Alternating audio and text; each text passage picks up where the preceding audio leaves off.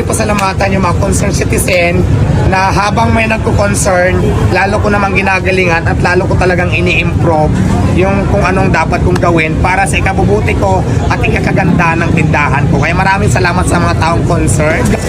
Ganda na. Medyo maluwag na siya, medyo maaliwalas na siya. At saka marami pa rin kumakain guys. Itong branch na to, Pasay branch. In-improve ko na. Pakita natin yung mga bubong. Tapos, simple yung kainan. Talagang malinis na siya. Tapos, marami nang kumakain, di ba? So, maluwag, tapos very ano na ngayon. Hindi katulad dati na sobrang dami ng tent. Ngayon kasi mayero na siya.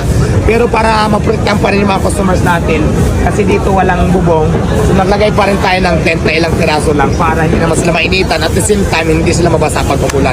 Pero sa mga gilid ng guys, bubong na siya talaga. So, yung makikita, yan bago. Ginusutot talaga natin yan. And guys, nakita nyo naman kung gaano ko din pina